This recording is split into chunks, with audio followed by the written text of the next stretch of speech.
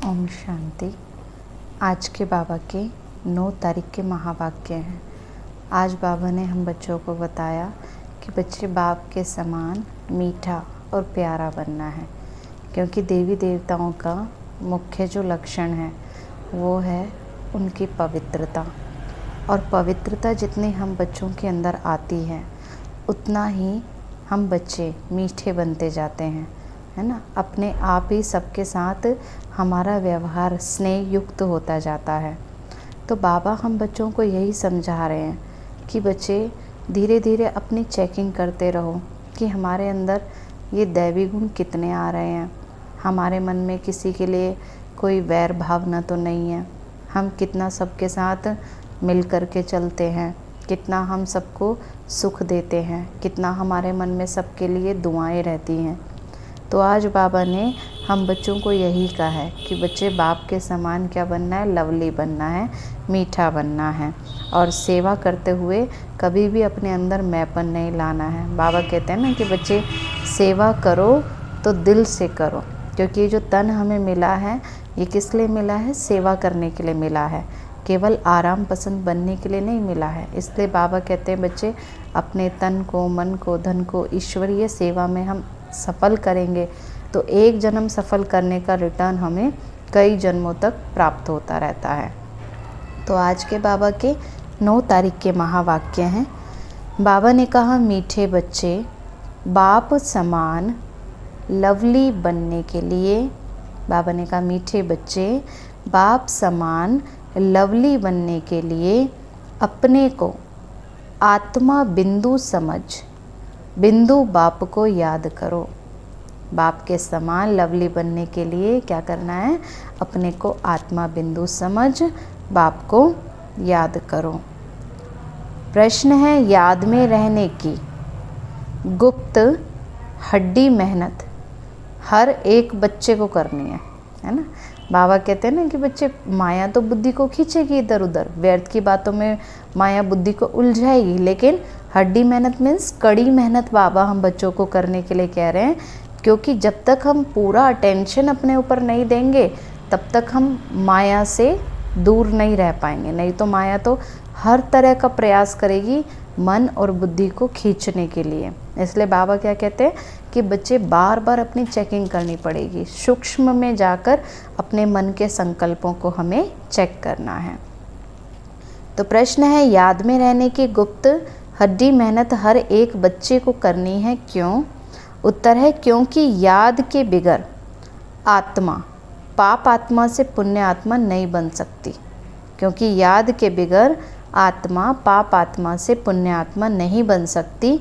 जब गुप्त याद में रहें, देही अभिमानी बने, तब विकर्म विनाश हो।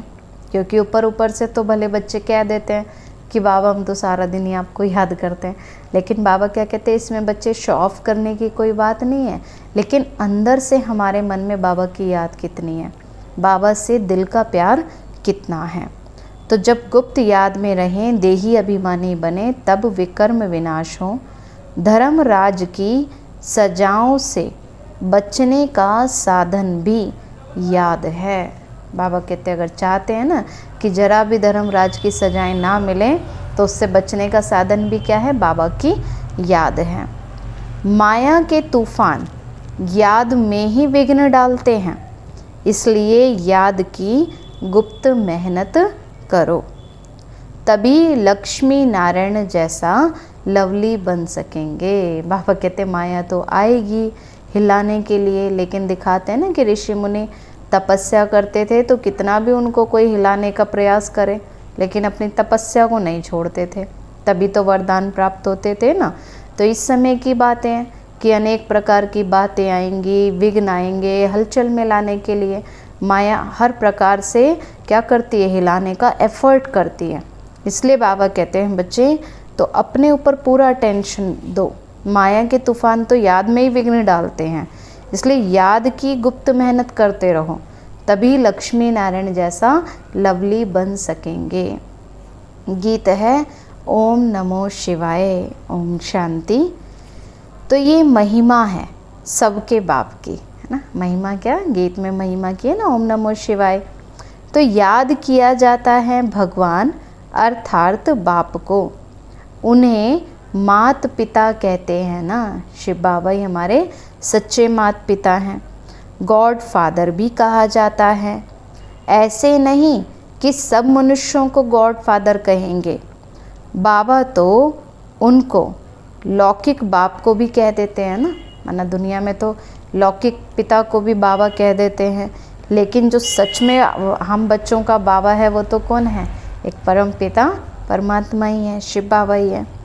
लौकिक बाप जिसको कहते हैं वह फिर पारलौकिक बाप को याद करते हैं ना। देखो कितना भी चाहे हम अपने मित्र संबंधियों के बीच में बैठे हैं, लेकिन जब कोई विघ्न आता है तो सारे मित्र संबंधी भी किसको याद करते हैं, भगवान को। कहते हैं ना कि मदद तो एक भगवान ही कर सकता है।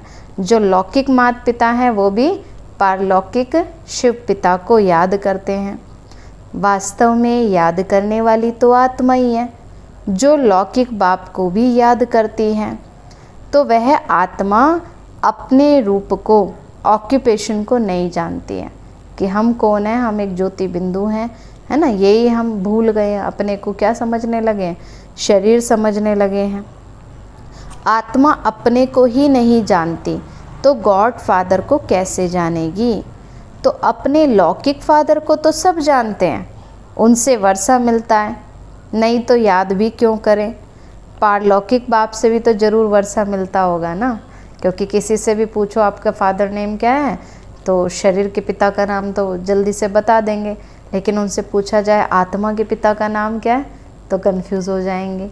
अब बाबा हम बच्चों को बताते हैं ना हमारी वास्तविक पहचान क्या है, हमारा पिता कौन है, हम कहाँ से आए हैं, क्यों इस दुनिया में आए हैं और अब वापस हमें कहाँ जाना है। तो बाबा ने बताया बच्चे जैसे लौकिक पिता से वर्षा मिलता है, ऐसे पारलौकिक पिता से भी तो ज़रूर वर्षा मिलता होगा। कहते भी हैं ना, ओ गॉड फादर, उनसे रहम क्षमा मांगेंगे, क्योंकि पाप करते रहते हैं। जब मनुष्य भूल कर देते हैं तो फिर माफ़ी भी किससे मांगते हैं, भगवान से मांगते हैं। ये भी ड्रामा में नूंद है, परंतु आत्मा को जानना और फिर परमात्मा को जानना यही डिफ़िकल्ट सब्जेक्ट है, क्योंकि पहचान आज मनुष्य को नहीं है ना। भले कह देते हैं आत्मा परमात्मा सब हैं, लेकिन वास्तविक रूप में उनकी सही पहचान आज मनुष्य को नहीं है। इजी ते इजी और डिफ़िकल्ट ते डिफ़िकल्ट। जिसने समझ लिया उसके लिए बहुत इजी है, और जो नहीं समझना चाहते, जो व्यर्थ की बातों से अपनी बुद्धि को भरपूर रखते हैं, उनको क्या लगता है, मुश्किल लगता है।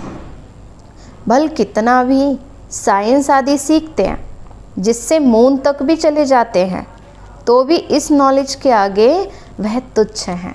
क्योंकि आज के टाइम में हम देख रहे हैं मनुष्य ने अनेक प्रकार का ज्ञान प्राप्त कर लिया है, लेकिन आज उसे खुद के बारे में ही पता नहीं है, अपनी पहचान भूल गए हैं और अपने पिता को भी भूल गए हैं। तो बाबा ने कहा बच्चे चाहे कितनी भी नॉलेज है, लेकिन इस सत्य ज्ञान के आगे तो वह नॉलेज भी तुच्छ है। अपने को और बाप को जानना क्या है, बड़ा मुश्किल है। कहते हैं ना कोटों में कोई, कोई में भी कोई उस परम पिता को पहचान सकते हैं, नहीं तो मनुष्य क्या ब्रह्म में ही फंसे रहते हैं, कभी किसी को भगवान समझ लेते हैं। जो भी अपने को ब्रह्मा कुमार कुमारी कहलाते हैं, वह भी अपने को आत्मा निश्चय करें। मैं आत्मा बिंदी हूँ, हमारा बाप भी बिंदी है। यही तो भूल जाते हैं। बाबा कहते हैं यही बातें भूल करके बस मेरे तेरे की बातों में उलझे रहते हैं। ये है डिफ़िकल्ट सब्जेक्ट। अपने को आत्मा भी भूल जाते तो बाप को याद करना भी भूल जाते। जब अपने को आत्मा समझे तब तो फिर बाबा की याद भी सहज हो। देही अभिमानी बनने का अभ्यास ही नहीं है।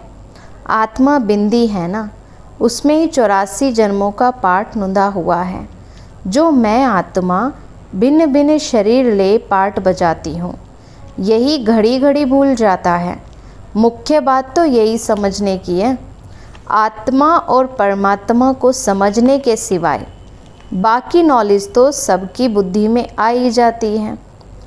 तो हम ही 84 जन्म लेते हैं, सूर्यवंशी चंद्रवंशी बनते हैं। तो ये चक्र तो बहुत सहज है ना, समझ जाते हैं। परंतु सिर्फ चक्र को जानने से तो इतना फ़ायदा है नहीं है। जब तक स्वस्थिति में हम स्थित नहीं होते, जब तक परमात्मा पर निश्चय नहीं है, जब तक परमात्मा की बुद्धि में याद स्थिर नहीं हुई है, तब तक बाबा कहते ज्ञान तो चाहे कितना भी रट लें, उससे कोई प्राप्ति नहीं है, जब तक हमारा योग पावरफुल नहीं होगा। तो बाबा कहते हैं बच्चे, सिर्फ चक्र को जानने से ही इतना फ़ायदा नहीं है जितना अपने को आत्मा निश्चय कर बाप को याद करने में फ़ायदा है। मैं आत्मा स्टार हूँ, फिर बाप भी स्टार अति सूक्ष्म है, वही सदगति दाता है। उनको याद करने से ही तो वे कर्म विनाश होंगे। बाबा कहते और कोई तरीका ही नहीं अपने पापों का बोझ उतारने का। जितना हमारा योग बढ़ता जाएगा उतना पापों का बोझ उतरता जाएगा। इस तरीके से कोई भी निरंतर याद नहीं करते हैं। बाबा देखते हैं बच्चों की बुद्धि बीच बीच में क्या होती है, भागती रहती है व्यर्थ की बातों में। जो एक बल, एक भरोसा, एक की याद हो ना, वो पाठ अभी तक बच्चों ने पक्का नहीं किया है। देही अभिमानी नहीं बनते हैं। घड़ी घड़ी ये याद रहे, क्या याद रहे? बाबा ने कहा घड़ी घड़ी यही याद रहे, मैं आत्मा हूँ, मैं ज्योति बिंदु आत्मा हूँ और मेरा पिता परमात्मा मेरा साथी है। बाप का फरमान है, मुझे याद करो तो विकर्म विनाश होंगे। मैं बिंदी हूँ, यहाँ पाठधारी आकर बना हूँ। बाबा इस कलयुगी दुनिया में आए हैं, किस लिए आए हैं? हम बच्चों के लिए ही तो आए हैं ना, इतनी दूर आए हैं। इसलिए बाबा ने बच्चों को कहा था ना, कल भी बाबा ने कहा ये दूर देश का रहने वाला आया देश पर आए। तो बाबा कहते हैं बच्चे, इस समय तो सब में 5 विकारों की कट चढ़ी हुई है। बाबा कहते हैं याद रखना है कि इस समय आत्मा के ऊपर कितना बोझ चढ़ा हुआ है, तो उतारना है ना। और बार बार अपने आप को भी याद दिलाते रहो कि मैं आत्मा बिंदी हूँ, मैं यहाँ पाठ बजाने के लिए आई हूँ। इस समय मुझे शिव बाबा की श्रीमत पर चलना है। बाबा रोज़ मुझे कितना समझाते हैं, एक बाबा ही मेरा सच्चा साथी है, एक बाबा ही मेरा सहारा है। तो इस समय तो आत्मा पर 5 विकारों की कट चढ़ी हुई है। आयरन एज में है ना, अब गोल्डन एज में जाना है, इसलिए बाप को बहुत प्यार से याद करना है। इस रीति बाप को याद करेंगे तब कट निकल जाएगी। यही है मेहनत। सर्विस की लबार तो बहुत मारते हैं ना। बाबा ने कहा बच्चे सेवा की तो बड़ी बड़ी बातें फेंकते रहते हैं, लेकिन प्रैक्टिकल में जो स्थिति अपनी बनानी है, योग युक्त स्थिति, उस पर अटेंशन नहीं देते हैं। कहते हैं बाबा आज ये सेवा की, बहुत प्रभावित हुए, परंतु शिव बाबा समझते हैं आत्मा और परमात्मा के ज्ञान पर कुछ भी प्रभावित नहीं हुआ। क्योंकि आज के टाइम में मनुष्यों के अंदर देह का अभिमान इतना है, जो आत्मिक स्थिति बनाने में उन्हें कितना मुश्किल अनुभव होता है। परमात्मा पर भी निश्चय नहीं करते हैं। भारत हेवन और हेल कैसे बनता है, 84 जन्म कैसे लेते हैं, सतो रजो तमो में कैसे आते हैं, सिर्फ यही सुनकर के प्रभावित होते हैं। मनुष्य केवल अपने जन्मों की कहानी सुन लेते हैं, लेकिन हम हैं कौन, हमारा पिता कौन है, इन बातों को समझते ही नहीं, निश्चय ही नहीं करते हैं। तो परमात्मा निराकार है ये भी समझ जाते हैं। बाकी मैं ही आत्मा हूँ, मेरे में ही 84 जन्मों का पाठ भरा हुआ है। बाप भी बिंदी हैं, उनमें ही सारा ज्ञान है, उनको याद करना है। ये बातें कोई भी समझते नहीं है ना। बस केवल इतना जान लिया है कि परमात्मा निराकार है ना, लेकिन वो हमारा पिता है, वो हमारे लिए इस समय आया हुआ है। वो परमात्मा हमें पढ़ा रहे हैं, वो हमें सत्य ज्ञान दे रहे हैं। और मैं ही आत्मा ज्योति बिंदु हूँ, है ना, कर्मेंद्रियों की मालिक हूँ। इन बातों को समझते ही नहीं है। मुख्य बात तो समझते ही नहीं है ना। वर्ल्ड की हिस्ट्री ज्योग्राफी की नॉलेज तो बाप ही तो देते हैं। गवर्नमेंट भी चाहती है कि वर्ल्ड की हिस्ट्री ज्योग्राफी होनी चाहिए। ये तो उनसे भी सूक्ष्म बातें हैं। बाबा कहते हैं हिस्ट्री ज्योग्राफी से भी सूक्ष्म बात क्या है कि अपनी पहचान और अपने पिता की पहचान और अपने पिता से बुद्धि योग कैसे जोड़ें। आत्मा क्या है, उनमें कैसे 84 जन्मों का पाठ है और वह भी अविनाशी है। आत्मा क्या है, अविनाशी है, ये शरीर तो विनाशी है। तो यही याद करना है ना, अपने को बिंदी समझना और बाप को याद करना, जिससे विकर्म विनाश हो। इस योग में कोई भी तत्पर नहीं रहते, माना ये स्थिति अभी तक बच्चों की नहीं बनी है। इस याद में रहें तो बहुत लवली हो जाएं। ये लक्ष्मी नारायण देखो कितने लवली हैं। यहाँ के मनुष्य तो देखो कैसे हैं, खुद भी कहते हैं कि हमारे में कोई गुण नहीं है ना। लक्ष्मी नारायण की मूर्ति के आगे जा कर के, मंदिरों में जा कर के बोलते हैं कि हम तो मूर्ख हैं, खलकामी हैं, हमें कोई गुण नहीं है। लेकिन खाली गाने मात्र से तो कुछ नहीं होगा ना, जब तक गुणों की धारणा नहीं करेंगे। तो कहते हैं कि हम तो जैसे मलेच्छ हैं और आप स्वच्छ हैं, है ना। मंदिर में जाकर ऐसा गायन करके आ जाते हैं सिर्फ। जब अपने को आत्मा निश्चय कर बाप को याद करें तब सफलता मिले। बाबा कहते वास्तविक सफलता कब मिलेगी, जब अपनी आत्मिक स्थिति में स्थित होंगे। बाबा कहते हैं बच्चे कि जब तक अपने आप को आत्मा ही नहीं समझेंगे तो किसी भी कार्य में सफलता तो मिलती है, लेकिन कैसी मिलती है, थोड़ी मिलती है। थोड़े समय के लिए वो कार्य अच्छा हो जाएगा, बाकी परमानेंटली सफलता तो नहीं मिल पाती ना। नहीं तो सफलता भी थोड़ी ही मिलती है। समझते हैं कि हमारे में तो बहुत अच्छा ज्ञान है ना, थोड़ा सा कोई महिमा कर देते हैं तो बच्चों के अंदर तुरंत अहंकार आ जाता है कि हमने कितना अच्छा ज्ञान सुनाया। ये भूल जाते हैं कि हमें जो मदद करने वाला है वो तो स्वयं परमपिता परमात्मा है। अगर शिव बाबा ने ये ज्ञान हमें ना दिया होता तो हम कहाँ से किसको बता पाते, है ना। और जो भी गुण है सब किसके दिए हुए हैं, बाबा के दिए हुए हैं। तो मनुष्य समझते कि हमारे में बहुत अच्छा ज्ञान है। वर्ल्ड की हिस्ट्री ज्योग्राफी हम जानते हैं, परंतु योग का चार्ट ही नहीं बताते हैं। मुश्किल कोई हैं जो इस अवस्था में रहते हैं, अर्थात अपने को आत्मा समझ बाप को याद करते हैं। बहुतों को अभ्यास ही नहीं है। बाबा समझते हैं कि बच्चे सिर्फ ज्ञान का चक्र ही बुद्धि में फिराते हैं, बाकी मैं आत्मा हूँ। बाबा से हमको योग लगाना है, जिससे आयरन एज से निकल हम गोल्डन एज में जाएंगे। ये बातें बुद्धि में याद ही नहीं करते। बाबा कहते सिर्फ ज्ञान चलाते रहते हैं बुद्धि में, लेकिन अपनी जो स्थिति पावरफुल होनी चाहिए, योग युक्त होनी चाहिए, उस पर अटेंशन नहीं देते हैं। तो मुझ आत्मा को बाप को जानना है, उसकी याद में ही रहना है। ये बहुतों का अभ्यास ही कम है। बहुत आते भी हैं, अच्छा भी कहते हैं, बाकी उनको ये ही नहीं पता पड़ता कि अंदर कितनी कट लगी हुई है। बाबा कहते हैं अंदर से अपनी चेकिंग नहीं करते ना कि कितना आत्मा के ऊपर मैल चढ़ी हुई है, कितने अवगुण हैं। सुंदर से श्याम बन गए हैं, अब फिर सुंदर कैसे बने ये कोई भी नहीं जानते हैं। सिर्फ हिस्ट्री ज्योग्राफी जानने का काम नहीं है ना। पावन कैसे बने, बाबा कहते ये भी तो जानना चाहिए ना कि क्या पुरुषार्थ करें, कैसे योग लगाएं। सजा ना खाने का उपाय तो है ही सिर्फ याद में रहना। योग ही ठीक नहीं होगा तो धर्म राज की सजाएं खाएंगे। ये बहुत बड़ी सब्जेक्ट है जिसको कोई उठा नहीं सकते। ज्ञान में अपने को मियाँ मिट्ठू समझकर बैठते हैं, इसमें कोई शक नहीं है ना। सोचते हैं हम तो बहुत अच्छा ज्ञान सुनाते हैं, लेकिन बाबा कहते अपनी स्थिति कितनी शक्तिशाली बनाई है ना। कितना बाबा को याद करते हैं ये चेक नहीं करते ना। मूल बात तो है ही योग की, योग में ही बहुत कच्चे हैं। इसलिए बाप कहते हैं बच्चे खबरदार रहो, सिर्फ पंडित नहीं बनना है। मैं आत्मा हूँ और मुझे बाबा को याद करना है। बाप ने फरमान दिया है, क्या फरमान दिया है, मन मना भव। यही है महामंत्र।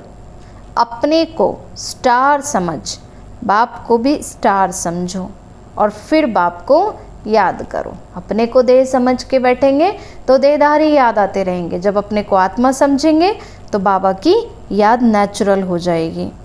बाप का तो कोई बड़ा रूप सामने नहीं आता है ना, तो देही अभिमानी बनने में ही मेहनत लगती है। विश्व के महाराजा महारानी एक बनते हैं, जिनकी लाखों प्रजा बनती है।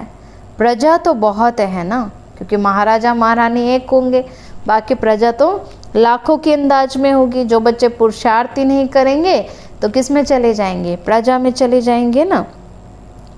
तो हिस्ट्री ज्योग्राफी को जानना तो सहज है, परंतु जब अपने को आत्मा समझ बाप को याद करेंगे तभी तो पावन बनेंगे। और ये अभ्यास ही बड़ा डिफ़िकल्ट लगता। याद करने बैठेंगे तो बहुत तूफान विघ्न डालेंगे। बाबा पहले से बच्चों को समझा देते हैं कि बच्चे माया अलग अलग प्रकार से आएगी, कभी कोई बातों में खो जाएंगे, कभी कुछ सोचने लग जाएंगे, तो बहुत माया के तूफान विघ्न डालेंगे। कोई तो आधा घंटा भी एक रस हो बैठे, बड़ा मुश्किल है, घड़ी घड़ी भूल जाएंगे। इसमें तो सच्ची सच्ची गुप्त मेहनत है। बाबा कहते इसमें गुप्त अभ्यास करना होता है, सूक्ष्म में अपने मन को चेक करना है कि हमारे मन में क्या चल रहा है, सारा दिन कौन से ख्याल मन में आते रहते हैं। चक्र का राज जानना सहज है, बाकी देही अभिमानी हो बाप को याद करना ये तो मुश्किल ही कोई समझते हैं और उस एक्ट में आते हैं। बाप की याद से ही तुम पावन बनेंगे, निरोगी काया और बड़ी आयु मिलेगी। बाबा को याद करेंगे तभी बाबा कहते पावन बनेंगे, निरोगी काया और बड़ी आयु मिलेगी। सिर्फ वर्ल्ड की हिस्ट्री ज्योग्राफी समझाने से माला का दाना नहीं बन सकते हो, दाना बनेंगे याद से। बाबा कहते विजय माला में कब आएंगे? जब बाबा की याद में रहेंगे। ये मेहनत कोई से पहुंचती नहीं है, खुद भी समझते हैं कि हम याद में नहीं रहते हैं। बाबा कहते अपनी स्थिति को खुद तो चेक कर सकते हैं ना, जान तो सकते हैं अपनी अवस्था के बारे में कि हम कितना बाबा को याद करते हैं। अच्छे अच्छे महारथी भी इस बात में ढीले हैं। मुख्य बात समझाना आता ही नहीं है। बाबा कहते हैं सारी ज्ञान की बातें सुना देंगे इधर उधर की, लेकिन जो योग का महत्व है उसके बारे में बाबा कहते कोई बताता नहीं ज़्यादा। स्वस्थिति को कैसे बनाएं, आत्मिक स्थिति में कैसे स्थित रहें, बाबा कहते बातें समझाना आता ही नहीं। ये बात है भी मुश्किल। कल्प की आयु इन्होंने बड़ी कर दी है। तुम 5000 वर्ष सिद्ध करते हो, परंतु आत्मा परमात्मा का राज तो कुछ भी नहीं जानते, याद ही नहीं करते हैं। इसलिए ही तो अवस्था डगमगाती रहती है। केवल ज्ञान तो समझ लिया, लेकिन अगर योग पावरफुल नहीं है तो उन बच्चों की स्थिति क्या होती है? हिलती रहती है। छोटी छोटी बातों में अवस्था डगमगाती रहती है। देह अभिमान बहुत है, देही अभिमानी बने तब माला का दाना बन सके। ऐसे नहीं वर्ल्ड की हिस्ट्री ज्योग्राफी समझाते हैं इसलिए हम माला में नज़दीक आ जाएंगे। नहीं, आत्मा इतनी छोटी है, इसमें 84 जन्मों का पाठ भरा हुआ है। इस बात को पहले पहले बुद्धि में लाना है। बाबा कहते पहले आत्मिक स्थिति अपने बनाने पर ध्यान देना है। केवल बाबा ने कहा किसी को वर्ल्ड की हिस्ट्री ज्योग्राफी समझा दी, उससे बाबा ने कहा बच्चे कोई ऊंचा पद नहीं पाएंगे, उससे कोई विजयमाला का दाना नहीं बन सकेंगे। लेकिन जब तक आत्माभिमानी स्थिति नहीं बनी है तब तक बाबा कहते योग भी पावरफुल नहीं होगा, और योग पावरफुल नहीं होगा तो माया के विघ्नों पर विजयी कैसे बनेंगे। आत्मा तो इतनी छोटी है ना, उसमें 84 जन्मों का चक्र पाठ भरा हुआ है। तो इस बात को ही पहले पहले बुद्धि में लाना है, फिर चक्र को याद करना है। मूल बात है ही योग की, योगी अवस्था चाहिए। पाप आत्मा से पुण्य आत्मा बनना है।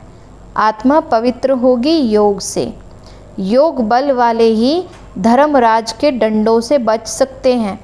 यही मेहनत बड़ी मुश्किल कोई से होती है।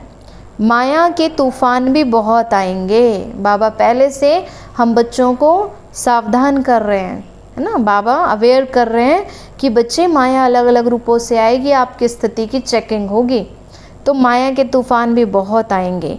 ये बहुत हड्डी गुप्त मेहनत है।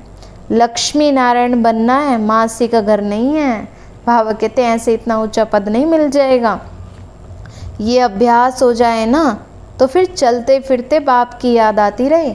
बाबा कहते जिन बच्चों का आत्मिक स्थिति बन जाती है, आत्माभिमानी स्थिति बन जाती है, तो उनको बाबा की याद ऑटोमेटिक हो जाती है, मेहनत नहीं करनी पड़ेगी फिर याद करने में। इसको ही योग कहा जाता है।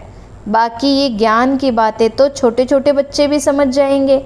चित्रों में सब युग आदि तो लगे हुए हैं, सारा कुछ क्लियर चित्र देखने से समझ में ही आ जाता है। ये तो कॉमन है। जब कोई भी कार्य भी शुरू करते हैं तो स्वास्थ्य का लगाते हैं, तो ये निशानी है सतयुग, त्रेता, द्वापर, कलयुग की। बाकी ऊपर में है छोटा सा संगम युग। तो पहले अपने को आत्मा समझ बाप को याद करेंगे, तब ही वह शांति फैल सकती है। आज बाबा बार बार बच्चों को योग के विषय में समझा रहे हैं, योग के ऊपर बाबा जोर दे रहे हैं, और अपनी स्वस्थिति में स्थित होने के लिए बाबा कितना बार बार बच्चों को अटेंशन दिला रहे हैं।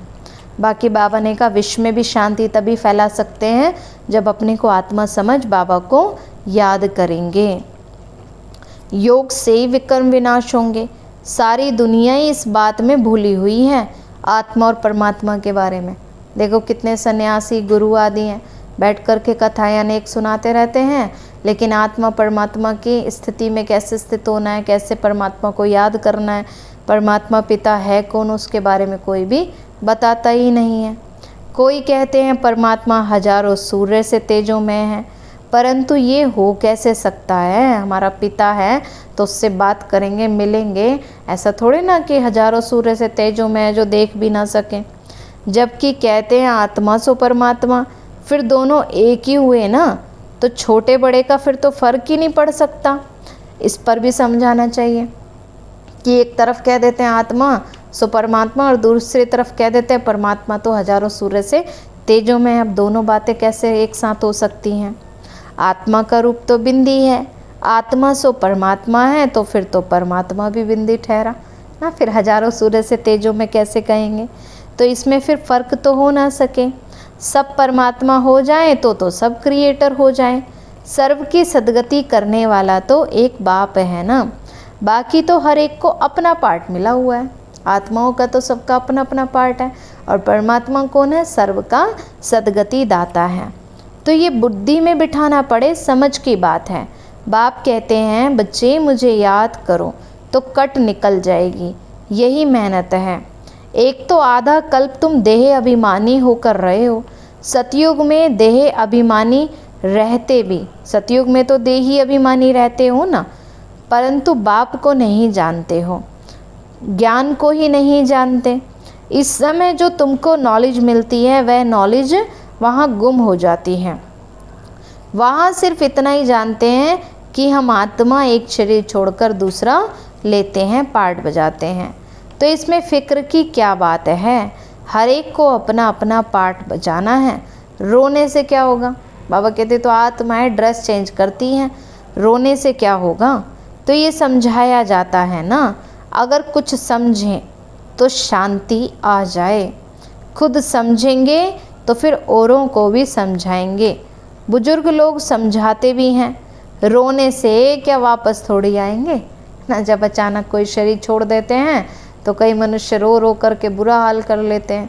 बाबा कहते हैं कि बच्चे रोने से फ़ायदा क्या, वो तो आत्मा ने एक तरफ से यहाँ ड्रेस छोड़ी है, दूसरी तरफ जाकर दूसरा शरीर ले लेंगे। इसलिए कई बुजुर्ग लोग भी समझाते हैं कि रोने से कोई वापस थोड़ी आएंगे, शरीर छोड़ के आत्मा निकल गई। अब इसमें रोने की क्या बात है? अज्ञान काल में भी तो ऐसे समझते हैं ना, कहते हैं ना प्राण निकल गए, तो परंतु वह थोड़ी समझेंगे कि आत्मा और परमात्मा क्या चीज़ है। आत्मा में खाद पड़ी है, वह तो समझते हैं कि आत्मा ही निर्लेप है। तो ये बहुत महीन बातें हैं। बाबा जानते हैं बहुत बच्चे याद में ही रहते नहीं हैं। सिर्फ समझाने से क्या होगा?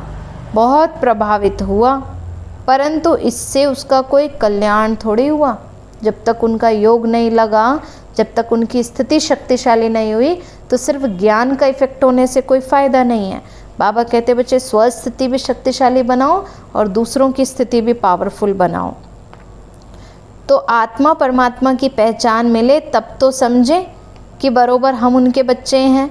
बाप ही पतित पावन हैं, हमको आकर दुखों से छुड़ाता है ना, शिव बाबा ही लिबरेटर है, हमको दुखों से छुड़ाते हैं, तो वह भी बिंदी है।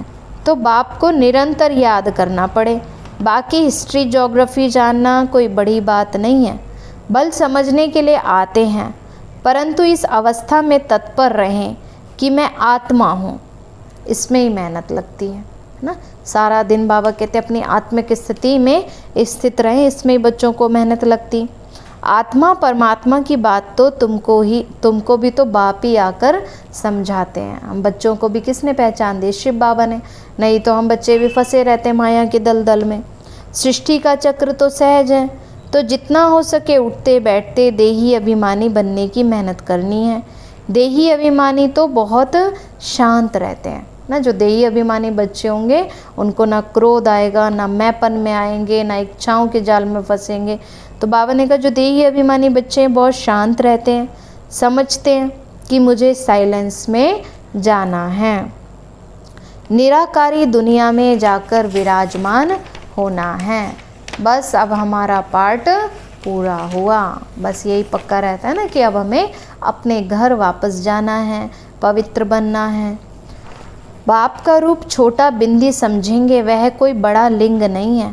बाबा बहुत छोटा है और वही नॉलेजफुल और सर्व का सदगति दाता है ना। रूप में बिंदु है और शक्तियों में सिंधु के समान है। तो मैं आत्मा भी नॉलेजफुल बन रहा हूँ ना। ऐसा चिंतन जब चले तभी तो ऊंचा पद पा सकें। दुनिया भर में कोई आत्मा और परमात्मा को ही नहीं जानते। तुम ब्राह्मणों ने तो अब जाना है, सन्यासी भी नहीं जानते, ना आकर समझते। वह तो सब अपने अपने धर्मों से ही आने वाले हैं, हिसाब किताब चुकतू कर चले जाएंगे।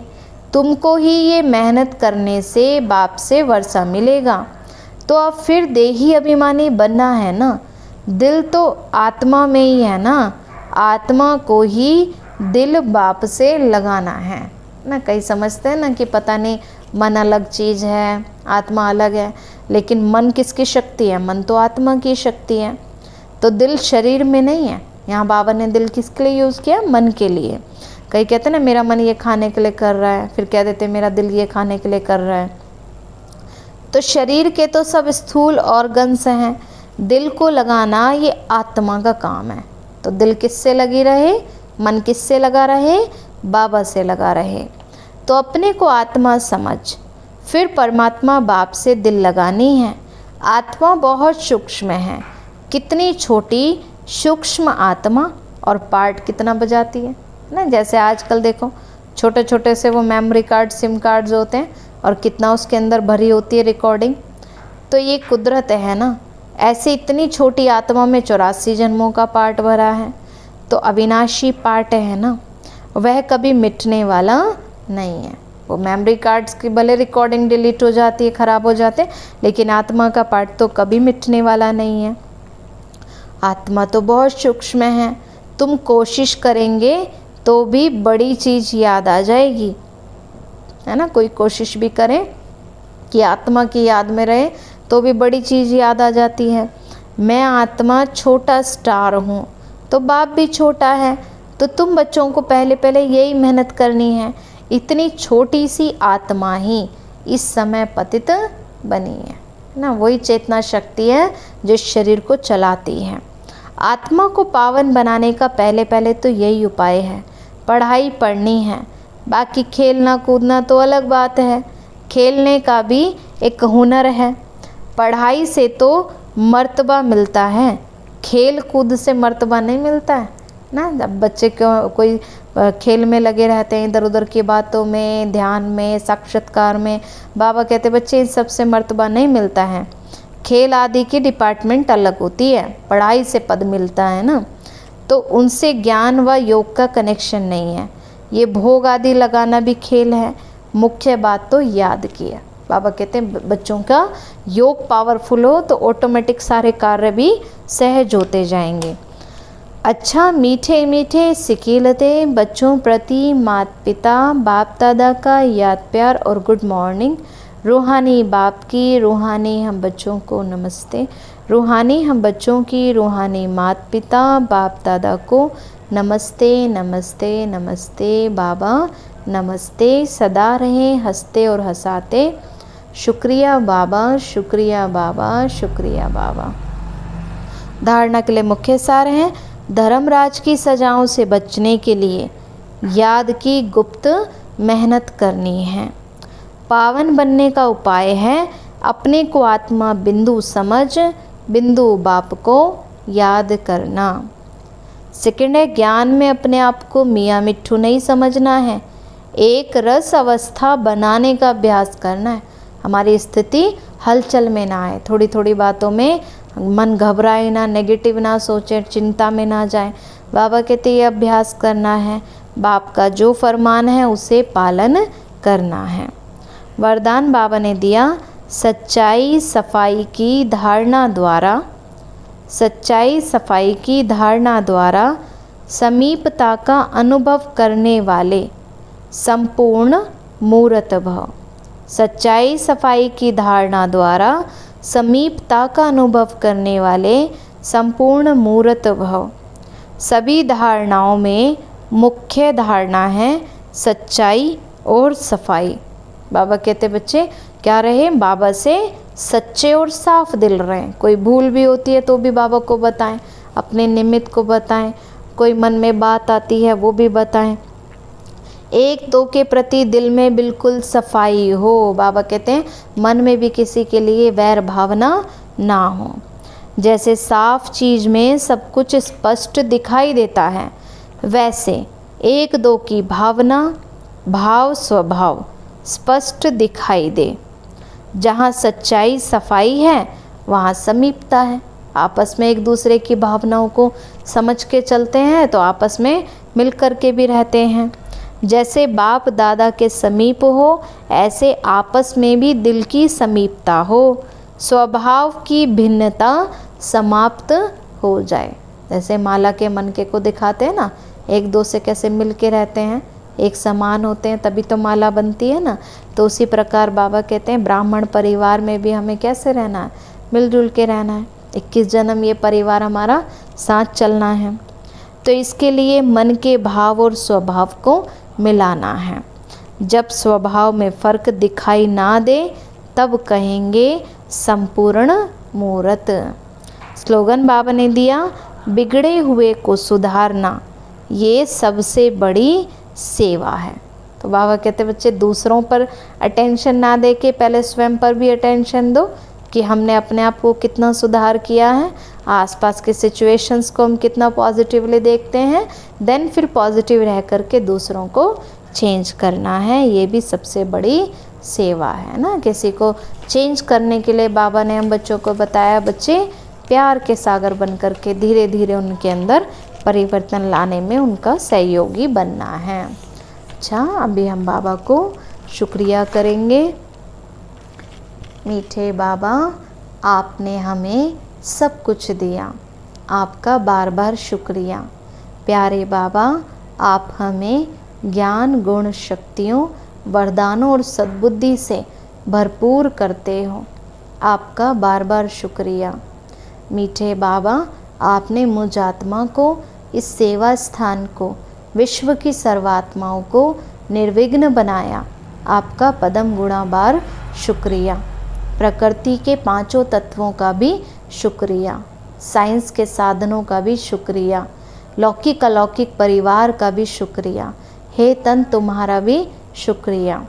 विश्व की सर्व आत्माओं का और ब्रह्मांड की सर्व शक्तियों का सर्व प्रकार का सहयोग देने के लिए शुक्रिया।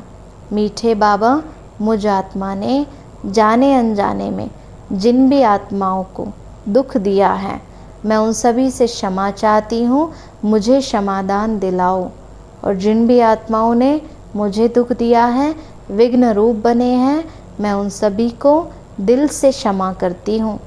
सबका कल्याण हो, सबको सुख शांति सद्बुद्धि मिले और बाबा के सेंटर की सेवाएं खूब बढ़ती जाएं। अच्छा, ओम शांति, ओम शांति, ओम शांति।